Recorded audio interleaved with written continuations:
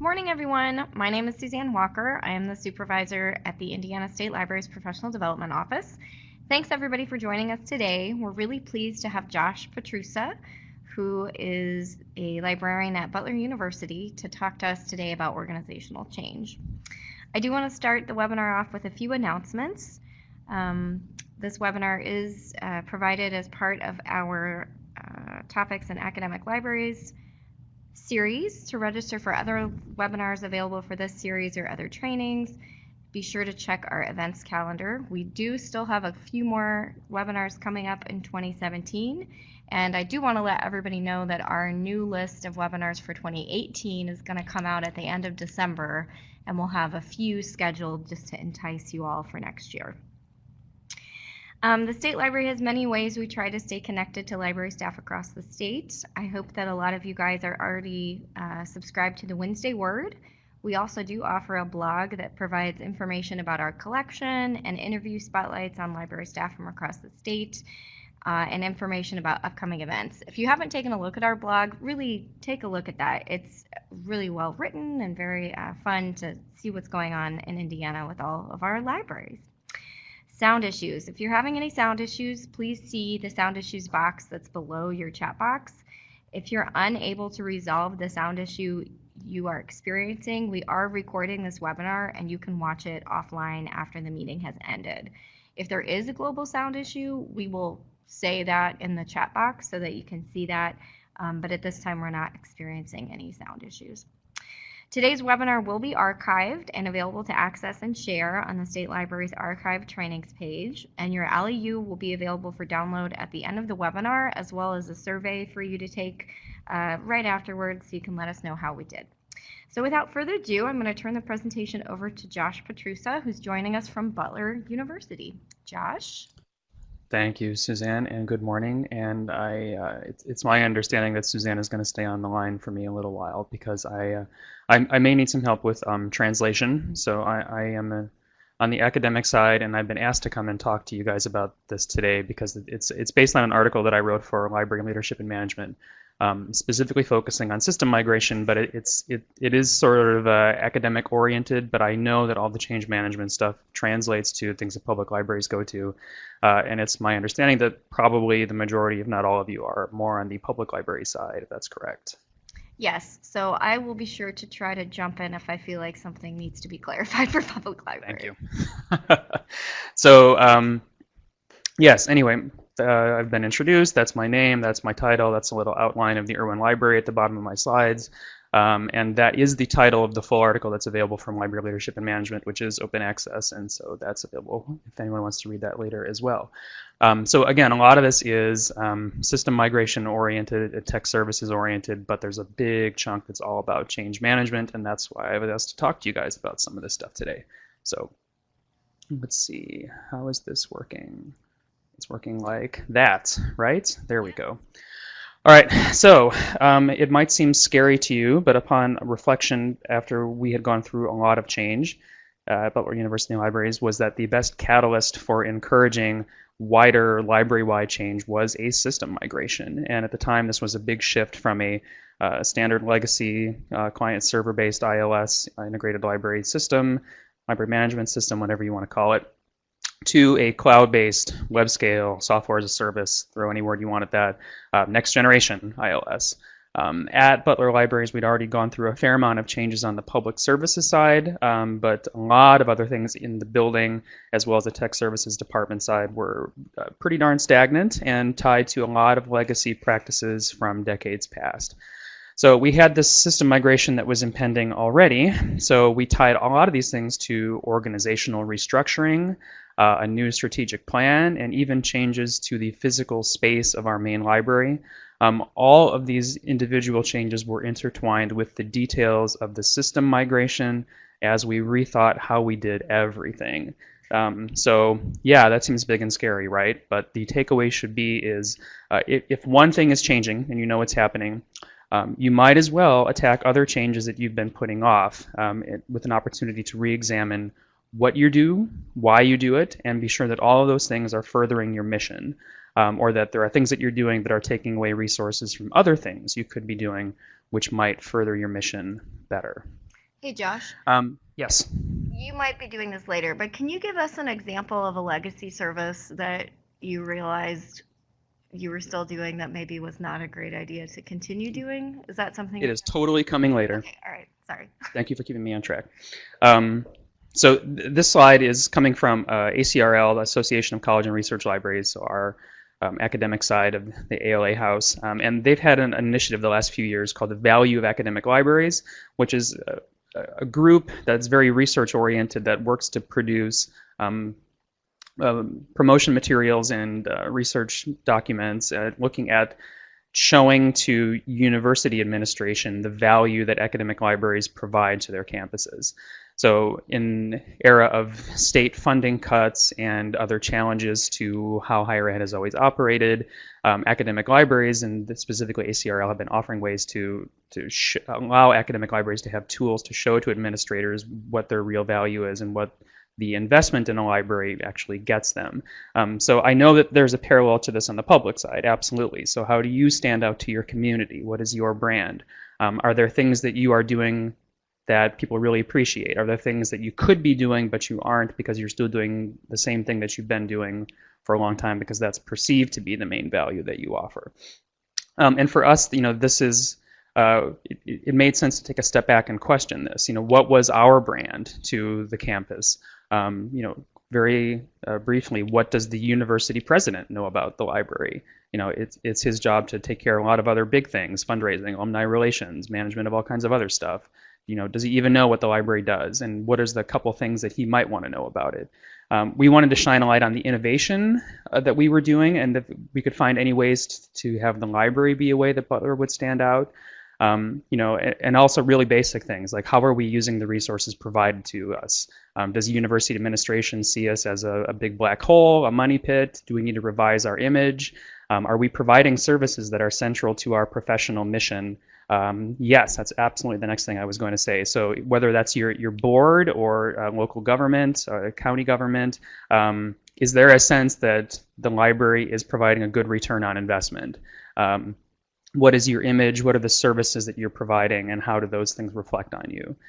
So if you're trying to reconcile all of that and you're finding that there are some gaps or there are some options, some opportunities, and you're going to perhaps change one thing, you might change a lot of things. So now this change idea is possibly scary, right? And nobody likes dealing with it, and that's why here I am talking to you guys about this today. But I want to remind you that this has been ever thus. And I am not all that old in terms of library stuff. I've been working in the profession probably just under 15 years. And I've seen some stuff in my short time in the profession, but those that have been in the profession longer have already seen a lot of change already. The card catalog at some point went online, and it was this big computer with a CRT monitor with green type there and command line entry stuff and tons of stamps to do different things. I love this article that I found from, I think that's Clear Lake, I think that's Harris County, I think that's Houston, Texas. Library gets typewriters for students. That was an innovation at some point. That was a big change. And whenever this library got those typewriters for students, there was probably somebody on the other side saying, we don't need to do this. Why do students need typewriters? Why don't they get their own typewriters? Or things would have been better if students just wrote things out in penmanship like they always have, right? So there have always been changes that have come along technologically that have changed how libraries do their work, and we have always sort of integrated them, and we've worked with them and moved forward. So to suggest that things that are happening now, and for us at this point, 4 years ago, it was a move to a web-based library management system, to suggest that change was the big, freaky, scary change, and there's been no other changes in the past is just simply not true. So, and I have a note on my slide too that this was something that was told to me in grad school in my library program, that we all had to keep up, we had to be involved, we had to learn what was new, because that was the best way to serve our users, and staying stuck in one way of doing things was not going to do that. So. Very specifically, like I said, some of this is very system-oriented, but for us, this was an eventual transition, especially because the consortium from which Butler gets our ILS has always been the PALNI Consortium, Private Academic Library Network of Indiana, 22 libraries now. But we were founded in the early 90s specifically around having an ILS together, that it was a big expensive thing, and this was a thing that we could get as a group for a more affordable option. But we are now finding later, now that we're in this this decade, that's only one part of what the consortium can offer to its members, and this move to a new kind of system was inspiring change in other areas. So the processes that we had been doing in the system that we had been sharing for 10 to 20 years may have been fine once, but now they were taking up too much labor. We needed to rebalance how we spent our staff time, seeing what is it for, what is the benefit of check-in and physical processing of print periodicals and serials. How much demand is there for that? Is it worth it? Does the new system have a new workflow to allow a new way of doing that step? Is that step still essential? Can it be streamlined, or is it now obsolete? And the takeaway for us, as the slide says, is moving to a new kind of system should allow you to do new and different things. And again, the system migration is just one example of this, but it doesn't have to be the system change for those of you on the public side. But is there something else that you've been doing for a long time that you could trade or give away to add something new? Is there a change that's going to happen that's going to affect one part of your services, which should allow you some flexibility or some more space to change something else? That one change can be the domino that makes some other things happen to allow you more flexibility. So Josh, tell us what the workflow was in the past when you were checking in your periodicals. I think I have that later too, believe it or not. Sorry. I know. And I don't have a clock on me, actually. Oh, there it is. I see it now. Okay. Sorry. So how do we get there? So I've been talking about how change has been ever thus, and these things are essential, and there may be some things you want to change, but how do you do that? It's not just one person's decision, and then they wave a magic wand and poof. So this is a process. And as I said, this has been happening for a long time, and it's essential to our survival. So whatever your doomsday scenario is about libraries or publicly funded services, it's important. It can be done, but obviously not everyone on your staff is going to be excited by it, but it should absolutely be happening. So how do we get there? Again, embrace new technologies. The typewriter was frightening once, but it's not frightening anymore. In fact, it's gone. You have to facilitate the adoption of these new technologies by your staff. This is an active thing that you need to do, whether it's technology adoption or a change to a different type of service model. And plan for all of the support that needs to happen, both at the organizational level for new stuff or facilitate adoption. Yes, there you go. That's a good. And personal level support. And personal level means individual people. But this is a real opportunity, to scale back or abandon legacy services and workflows. And yes, we're going to get there. And let me say that this is not saying that everything that libraries have been doing is bad and wrong. But if there are things that you have been doing and your resources are limited, you have to examine whether they're still worth doing or not. History. So this is the section where I talk about a bunch of stuff that I did because I had to write, a peer-reviewed research article, and I had to go into all the things that people talked about in decades past. And yes, it was actually pretty darn interesting, because once you get back into what people were talking and saying about libraries in decades past, it is absolutely applicable. And this is a thing I talk about with students in information literacy instruction. And so, yes. All right, so we're talking about, specifically in terms of my paper in this argument here, that there's a migration happening, we're moving from one system to another. Who will this affect in your library? And for this example, let's just say it's everyone. So this is both the system that a lot of processes, back-end processes work through, but it also pushes things out to an online catalog, an OPAC, a discovery layer. So in reality, an ILS is mostly about back-end processes, and those of us that are on the technical services side, if there's anybody in the room that's on that side with me, that's me. These are my people, and that said, because I am one of them, I feel like I can talk some smack about us. We are the department that are hidden away somewhere that does mysterious things, and we have a lot of rules and procedures, and you can't touch our book cards. So changes like this really mess with our stuff.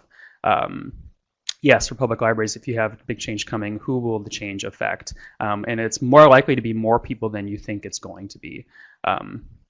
But like for my example about a system migration, a lot of this stuff really affects technical services and backend stuff the most. But again, if it's changing how you're accessing information on the online public access side, then it's affecting them as well, certainly.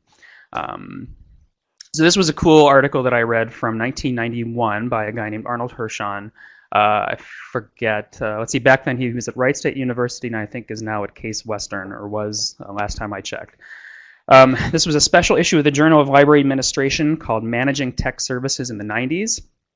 And in early 1991, the author was proposing that there would be looming changes in technology that would finally force technical services departments in libraries to update.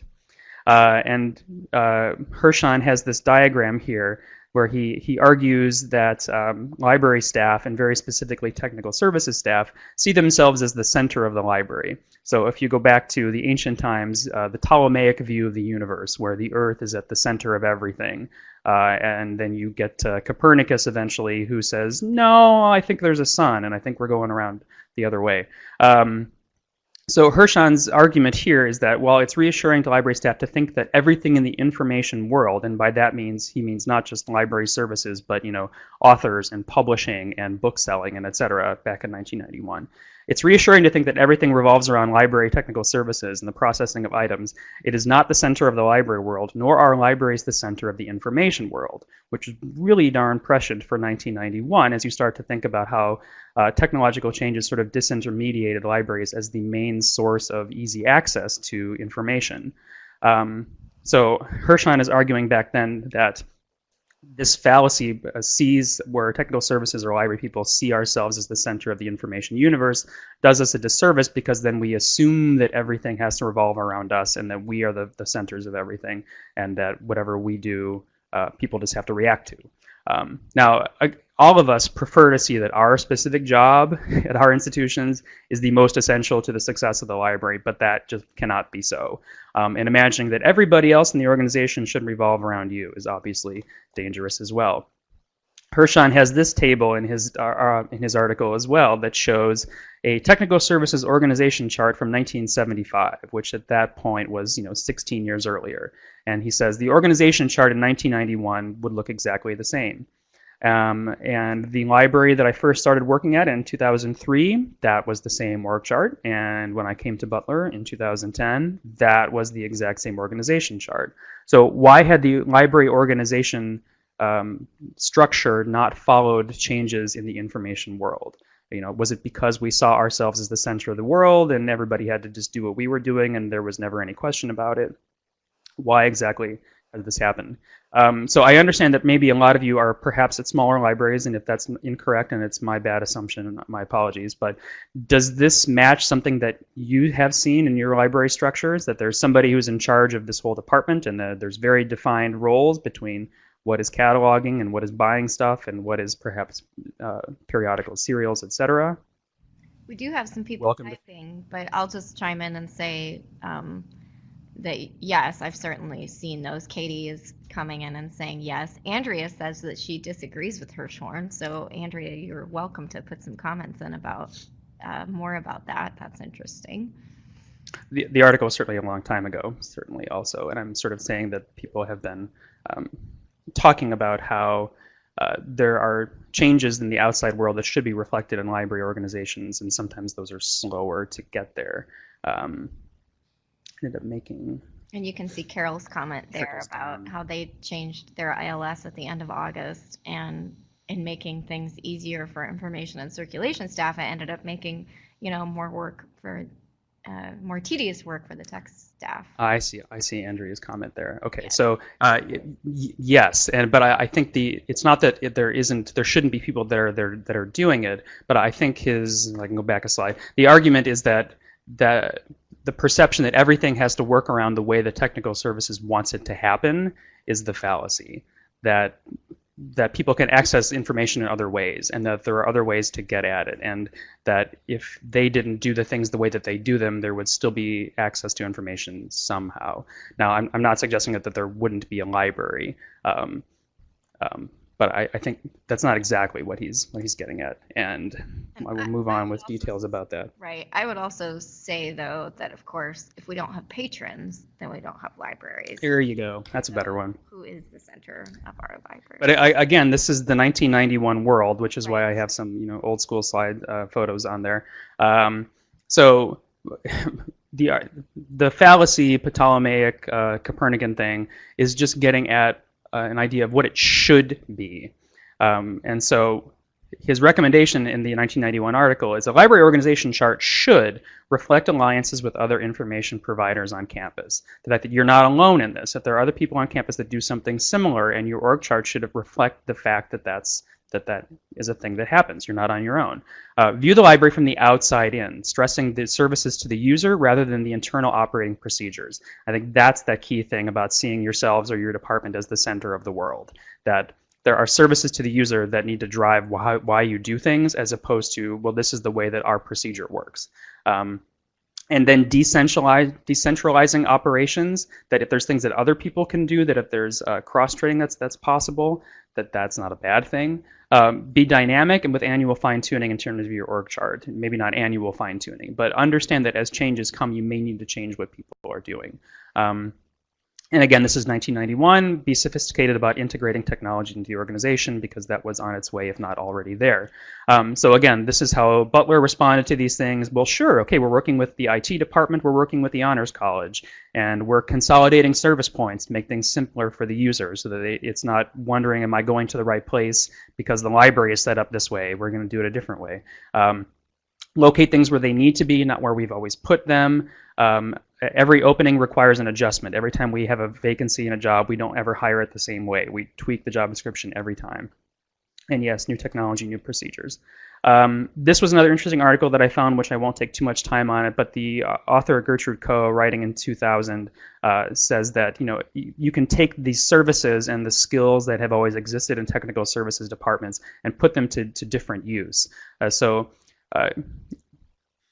The words that she uses to say, you have a shift from processing physical items to providing access to information. The skills are similar, but it's an ideological transformation required on the part of the staff. From just saying that you have a catalog that contains a lot of amounts of stuff that you've touched, to you've been pulling in a lot of sources from other things. And so you're providing access in your context information resources that in tech services staff could do a lot more than they've been doing, perhaps, if other parts of their work become easier to do. And that's kind of down a rabbit hole. But so anyway, there are lots of forces that can inspire your change. And here's 3 other articles that I had to cite that were looking at what was happening. A departmental merger driven by campus level budget cuts. They had no choice. They were losing positions. They had to do this. Restructuring because the support for electronic access resources suffered because of an imbalance of staff that were mostly on the print side. And the bottom bullet point, ARLs, is the Association of Research Libraries. That's the big IU, Purdue places, as opposed to tiny little Butler. Tech services staff have become more involved in institutional repository activities, which is collecting faculty research and scholarship, which is a new sort of service, but they still have a job description in the org chart that's doing something else. So again, what are your forces inspiring change? If you're here today, you're probably interested in this. So are there forces that are already exerting pressure? Do you have anticipated changes that are already scheduled and impending? So guys, you can go ahead and let us know what are the forces of change happening at your public libraries. And I know one thing that a lot of Indiana libraries struggle with is staying staffed, especially at the director level. I know that we see a lot of director turnover in our public libraries in Indiana, and I know a lot of that is due to budget constraints. So, that's one thing. Andrea's going to chime in. Deanna's giving us a thought as well. So, and I know that budgets are always, forces of change. I know that staff changing can be a force of change. New technologies, of course. I'll stop talking and let people type. Allowed me to drink some coffee, so thank you, Suzanne. Lost 7 staff members. Now, is that positions, and the positions have not been refilled, or just the loss of knowledge from those individuals' positions? Yeah? Yep. Oh. Director in charge of tech services, that's become a challenge for you. Yep. And we'll get into some of this in a little bit, but there are these are challenges, certainly. Yeah, it's really difficult to be asked to do the same jobs with less people. Yep. And I think that, when those things happen, you really do have to take a look at the services that you're providing and see, what's something that is a legacy project or something that we can't, any longer do. Community needs are changing also. Yep, Sure. there you go. While you guys are typing, again, this slide is left over from the fact that this was very much about the types of systems themselves. The images there show a couple of the examples of things that are out there. Butler and the rest of PALNI are on World Share Management Services from OCLC. And we have some nice little cooperative things within that for all of us within PALNI. And Evergreen is moving to something like this-ish, Suzanne tells me. Yes, we will. They are moving to a web-based platform. Very cool. Cloud-based. Yep. Okay, people are coming in with comments. Katie says she was hired after the reorg, but her position is new, but the structure of the department is pretty much the same, just shifts in position descriptions. Carol says she began in her library in 2003. There were 72 people. Now there's only 45. So that's interesting. Andrea says she has 3 catalogers. One spends most of her time doing physical materials. They're outsourcing, but the costs can sometimes be prohibitive. Yep. They're finding many vendors that don't actually catalog, but they have to pay for it anyway. Yeah, boy, we could do a whole other session on some of those things, certainly. Yeah. Thanks for sharing. Yes, you guys can continue to share. I'm going to shift it back over to Josh. Yeah, okay. So, and again, there's lots of forces that are pushing on these things, and you guys are getting at them, and you're trying to figure out how to move forward. For us, I think there were fewer internal pressures. There was sort of a sense that the library was always important to campus, and there was never any questioning of that. And so we really were sort of figuring out why we were changing. And there were a set of changed priorities that were happening on Butler specifically when all these things were happening for us. And I have to give full credit to a former dean who instituted a lot of much needed change in the early 90s. But by the time he was ready to retire in 2012, the issues we were facing were much different. So I urge you guys to take a look at your data now, and maybe in some of these cases, if you're stuck with your change is that you're losing positions and you don't have funding, that's something else.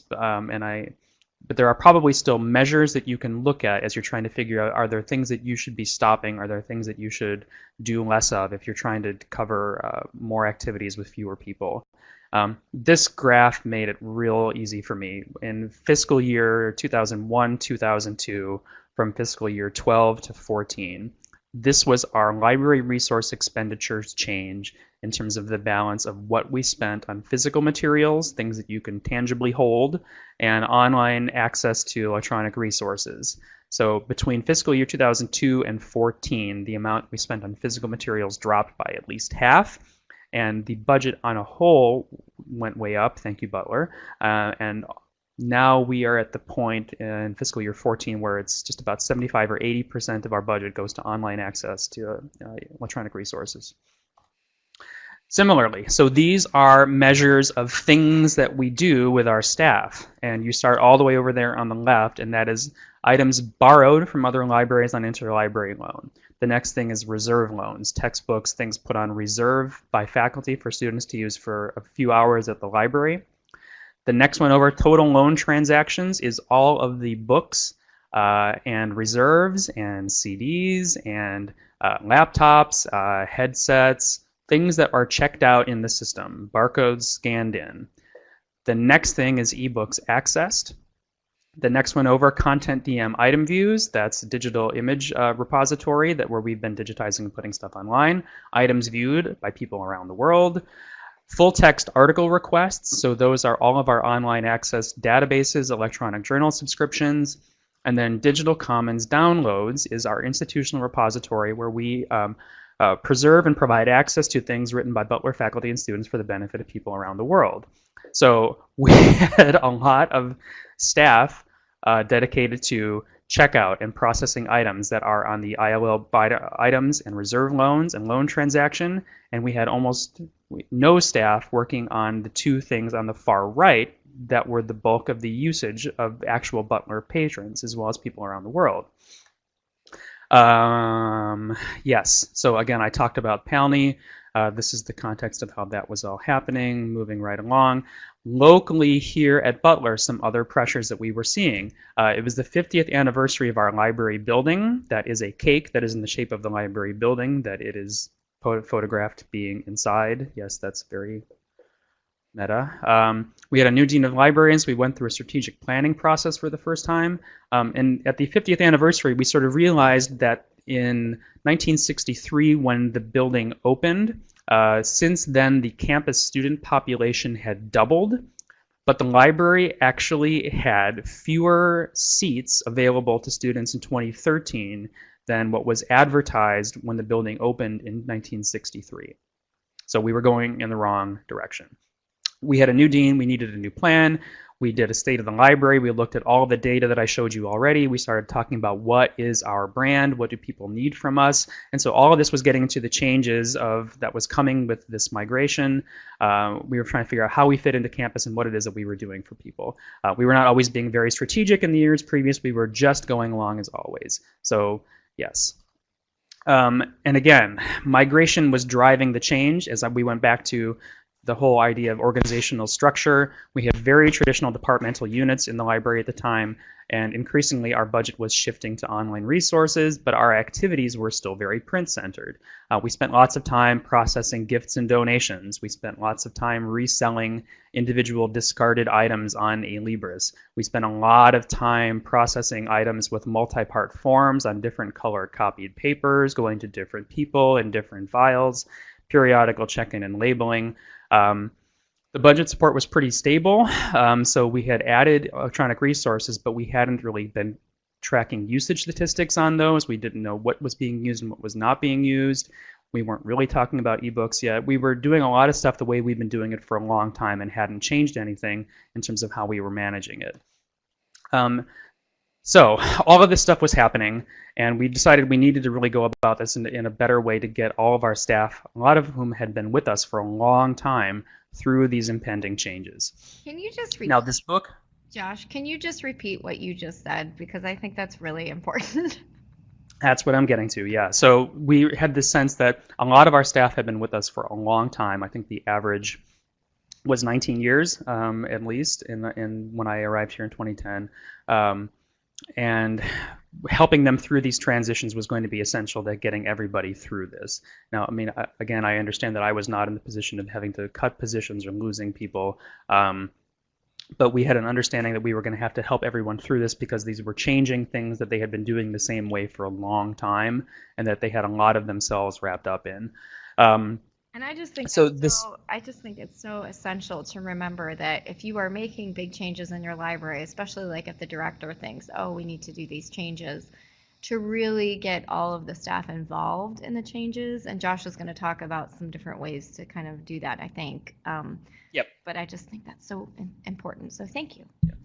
So again, the changes have been happening for you guys, and they suck, and I'm sorry, and you're having to deal with this. And the best thing that I can tell you today really is how to work through this with your staff to get everybody through it together. So this book, Managing Transitions, was recommended to us by one of our staff members at the time, whose daughter worked at the libraries at Harvard University. And Harvard had read it as a group, like the library staff had read this book as a group during their change management, and we thought that was really good enough for us. There are a lot of analogs from this book by William Bridges, even though it's written for the business world, but it works for higher ed as well, and it probably would work for you guys too. The dynamics are really the same. And there's an anthropologist on our staff who thought it was very similar to the idea of rites of passage. Cultures and societies understand there are changes that happen in life no matter what, and they are to be expected and they are to be honored with the sense of marking them with culturally important signs. The importance is that change will happen, and responsible leaders will have to see it as an opportunity, but they also need to talk everyone through it. Bridges says, that first quote up there, holding on to familiar practices will leave organizations out in the cold while more savvy competitors move ahead. So however you define competitors, your organization is your library, and he's being pretty generic with that word organization. And organizations face transitions due to mergers, changes, technology, or their business model changing. Now, the title of the book is not Managing Changes. The title of the book is Managing Transitions. So that is key to all of this. And his quote that is in there, I think, right in the introduction is, "It's not the changes that do you in. It's not the changes that have a bad effect on the library or your staff or your organization. It's the transitions." He says, change is situational. A change is a thing that happens. Transition is psychological. Change is a fact. It's a noun. The transition is the verb. It's how you get there. You have to have a purpose for the goal. You're supposed to be pointing towards a new beginning.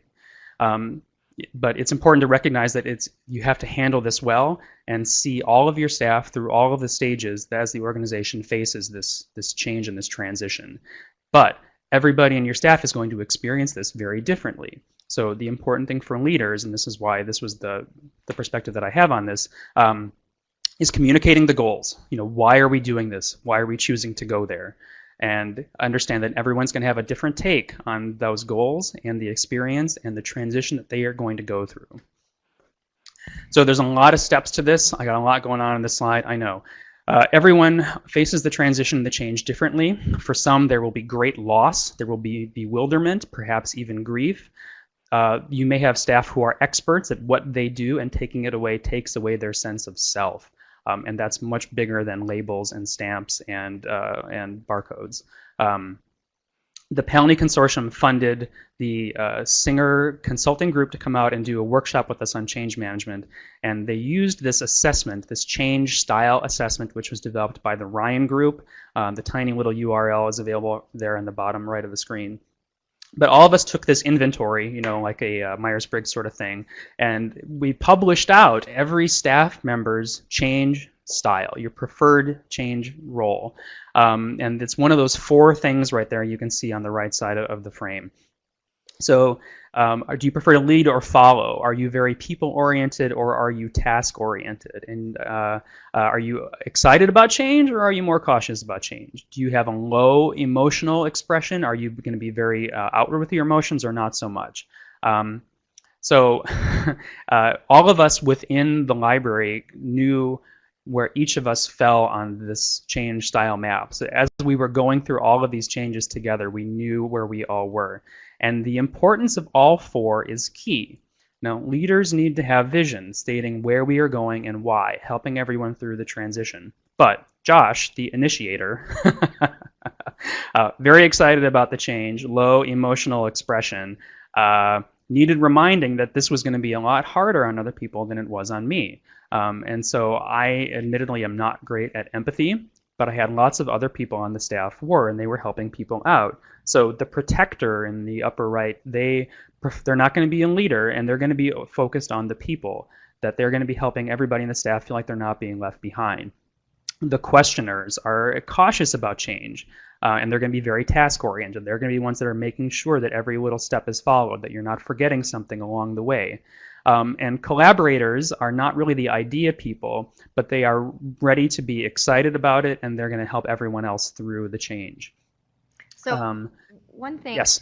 that I wanted to just mention about this chart, I think this is so cool, and I know you and I have talked about this before, but I think it's really interesting to kind of figure out who you are in this chart. And I know that you guys went through a whole group, but I think we can also kind of look at it and say, well, I think I'm probably a collaborator. I'm not a great idea person, but I'm going to go along, and I think it's also important to say, like, oh, the questioners, those aren't, bad people. They are cautious. They're trying to make sure that all the T's are crossed and all the I's are dotted and things like that. And then the protectors are just there to help everybody through. So I don't know.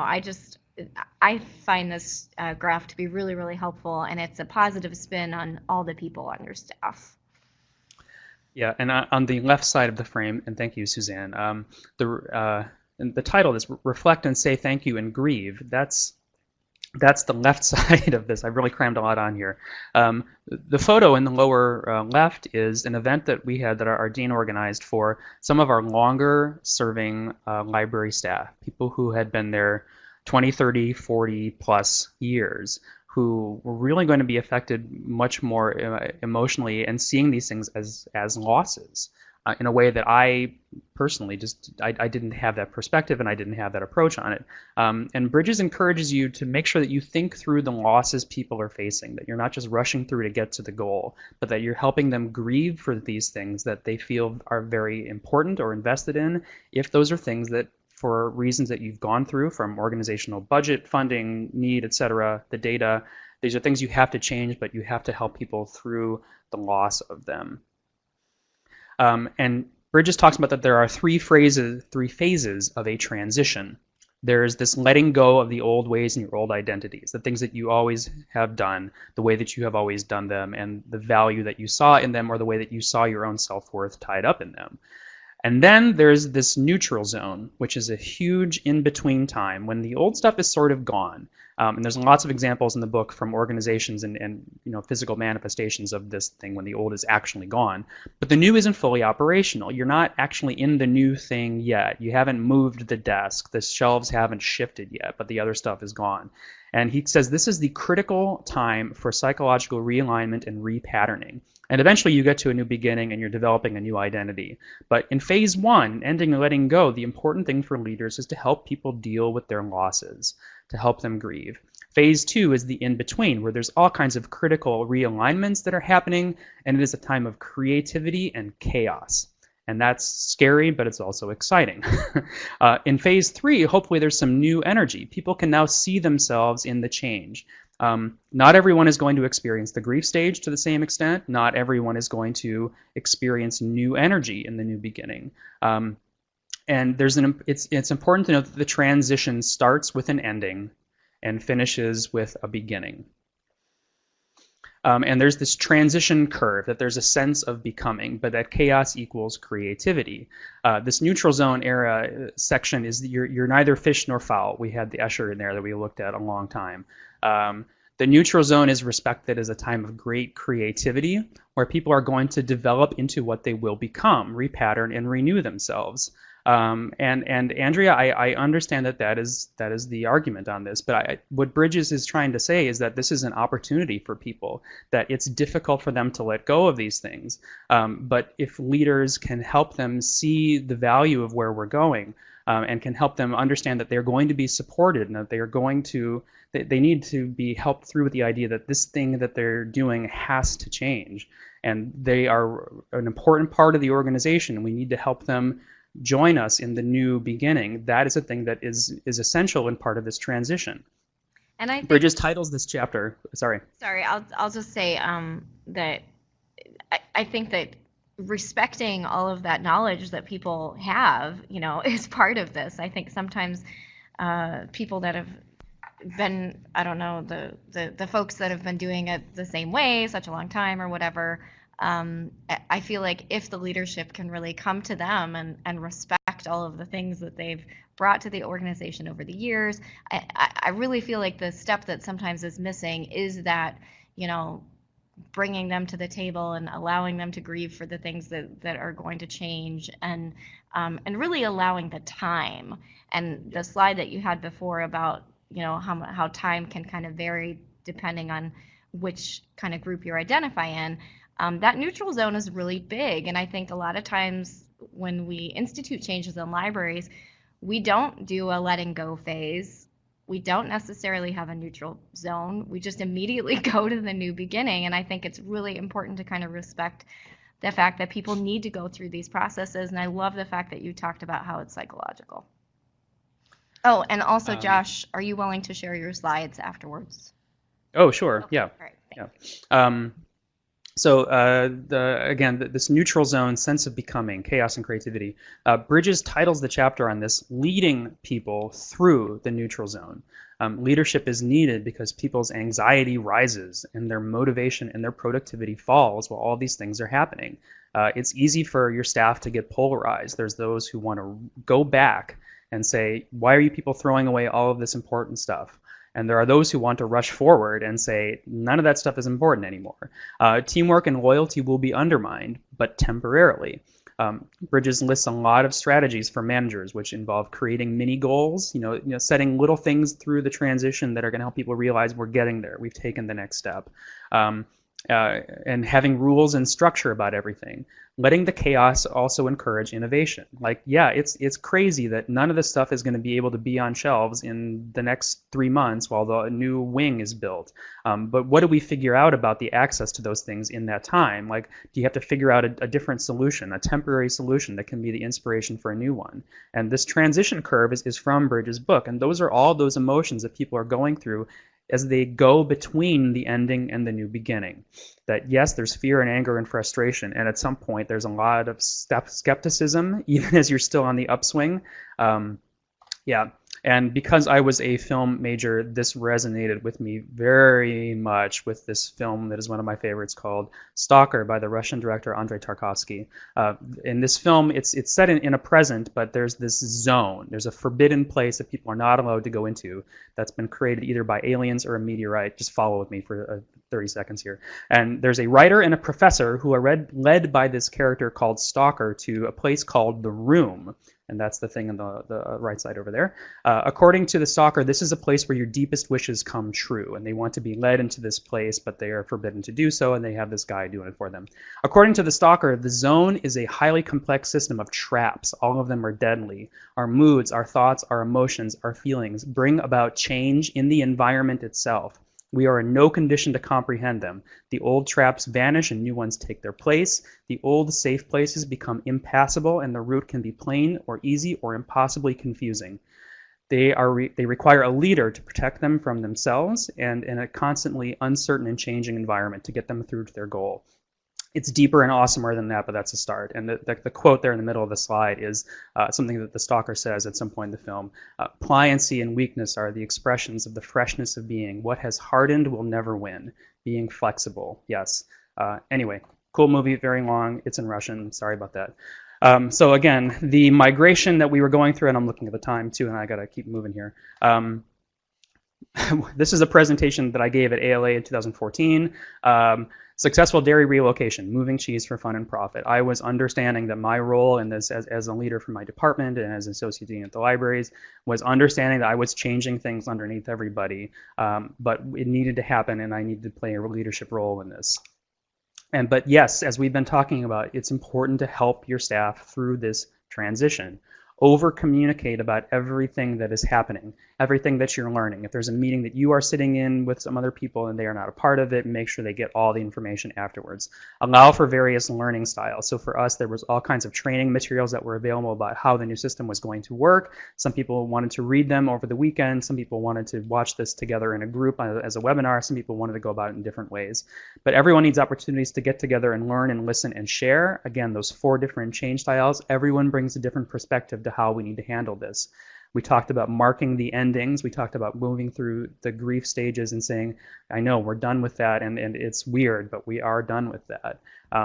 Did you have Patience with neutral zone behaviors, as Bridges calls them. So neutral zone behaviors are when things are just crazy for people and they act in ways that they wouldn't normally because they're just so frustrated and anxious, and it's important to not see those as people being very damaging to the organization, but they're just going through the change. Sorry, Josh. Is there something, Suzanne? Did you have a funeral for something? Am I We did. We had a funeral for a workflow binder. right? There was a binder that had been on a shelf in the department for 20 or 30 years. That was the workflow for, I think, processing periodicals. And it had not been consulted in more than 10 plus years because it hadn't been updated, but it still sat on the shelf like it was an important thing and we couldn't get rid of it, but we did. So keep focus on the goal also. Now, a helpful thing that we had in our migration was we had support from a migration process through the vendor where they were helping us understand in the new system how it would look different and how everything was going to be changing. Some of this support may not be available to you, or you may not be able to afford an outside consultant, but having another library or a colleague who has been through this exact sort of change may help you with visualizing the future. Of course, data decisions are very important, but that's a different presentation. But if you can have someone else that's gotten you through it, that's helpful. Updating your workflow. As I said, I would get to this at some point, and boy, we're getting to it eventually. So you have to make decisions about data. How is it going to work? Examine your processes. So are you hoping to get a different benefit for your patrons? And is that really going to be achieved by what you're trying to change? And again, making sure that you're not putting in new solutions to things that are going to have to be done away with eventually. But I think the third bullet in the Ptolemaic model is that at some point you had a problem which you solved with a solution, but over time that solution became a complication of itself, discouraging use. I think there were some materials that we had always shelved in a certain way because they were too important and they were not allowed to be checked out. But at some point, that meant that nobody knew that they existed, and they stopped being used because we put in the solution to try to protect them. Modes of access change, and so you may need to work with that. So a big change that we had was we stopped doing the check-in of periodicals. So, and the bullets that are here are basically the steps you got to go through. So what are the reasons for doing this process? What are the reasons for doing this workflow in the first place? What are the results of that work? What do you get as a result of what you have, the energy you've put into this workflow? What is the actual impact on your users of every single step that you do as a part of that workflow? Now, when was that workflow developed? Have there been any changes in the information access world, in your staffing, in your physical location, in the supplies? Has anything changed since you first developed the workflow? What is the worst case scenario if you stopped or changed that workflow, that procedure? Are there any new options in a new system or a new vendor, a new option for this? Are there other areas of your library that are understaffed, that need more resources, that you should take them away from periodical check-in, for example? Those are the steps to work through. Same thing, item processing. It was one person's job. It was a job that was given to them because they only wanted part-time work and they didn't want to use computers. She was ready to retire anyway. This was not a, you need to go because we're changing this. It was a, this is the time to change all of this as well. So this was the time when this person said, you know what, I'm ready to retire, to move this to shelf ready, reduce the number of steps overall. And all of these changes affected all the other things that we did in the building. So the fact that the collections were moving around the building, that the workflows were changing, that we were changing who was working with different kinds of things, made us make other changes too. So combining the two service points made it easier for students, and there were fewer steps involved, and the data was showing us that the activity was not so great at either one to require there to be two. So we combined them, and what that gave us was more spaces for students, which is what they were needing. And I'm looking at the time. So we're trying to take advantage of all the streamlining that was offered to us by this new system to relocate our resources and energies. When we're looking at the measures, you know, where was the budget going? Where was the use happening? There's a new system which allows us to do things in a different way. So we had to take advantage of the streamlining and look at our org chart, try to be more not focusing on us as the center of the information universe or even the information on campus, and do all the things. Serve as an example to other members of the consortium. So we were one of the first ones to really do this, and other people are like, okay, it's not that scary, we can make these changes as well. And again, back to that whole system migration framing thing, don't shoehorn your decades-old workflows into a new system. The reason you did that workflow in the first place was in a very different environment. Figure out what the environment is now and what it is that you need to go about doing to serve people now instead of just repeating the old workflows. Changes, transitions, do it carefully, work people through it, but do it. So this is a shot of an actual thing we had up on a poster board in our staff room. We had a big printout of this neutral zone transition map. And all of those colored dots are people who are in our staff. So I said everyone had taken the change style inventory and they knew whether they were a collaborator, that's yellow, protector, green, initiator, red, or questioner, blue. And we would have a staff meeting, and at the end of it, everybody would get their color dot and they would put it on the map of where they felt they were in the transition. This was in May 2014. This was as we were going live in the new system. I'm sure I am one of those initiators that is red and right at the cusp of the new beginning, and I'm ready to be there. But a lot of people were still feeling they were in the neutral zone. One was feeling they were still in the ending and letting go. 5 months later, after additional building changes and moving stuff around and dealing with the new system, this is where we were. We had another meeting where everyone got their colored dots again, and they were asked to say where they were then. This is 5 months after the big change, and everyone was looking at where they were doing, what they were feeling, how they saw themselves in terms of all the changes that we had gone through. So I'll go back. May 2014, just going live in the new system in October 2014. Conclusion.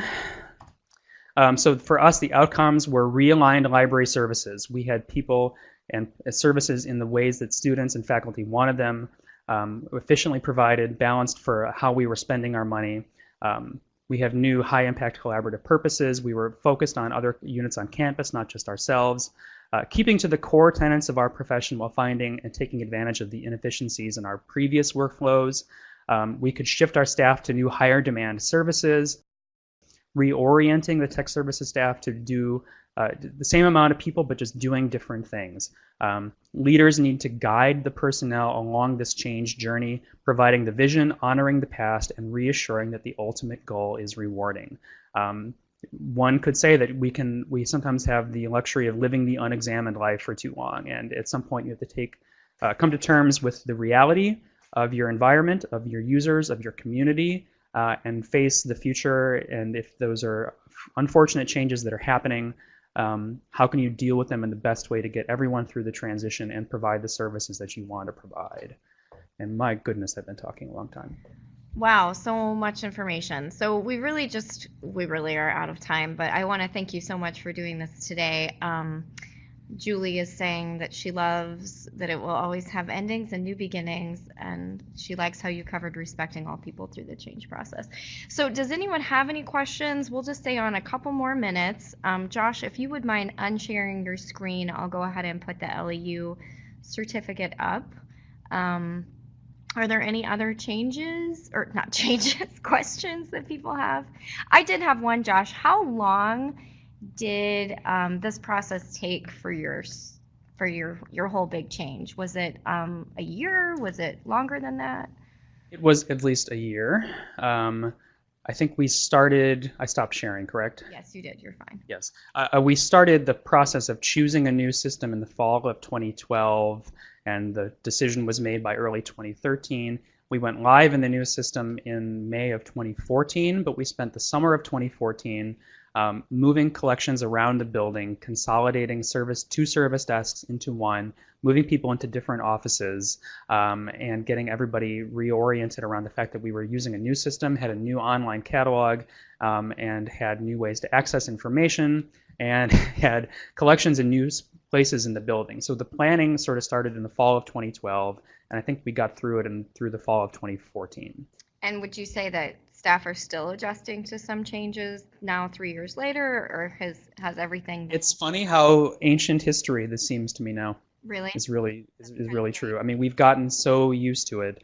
And I think the things that we are still feeling are like data decisions about the migration that resulted in messiness that we maybe should have been more careful about. But that's got nothing to do with the organizational structure or people's sense of transition or where things are in the building. Okay. Well, at this time, we're going to go ahead and stop the recording. Thank you so much, Josh. I really appreciate you being here today.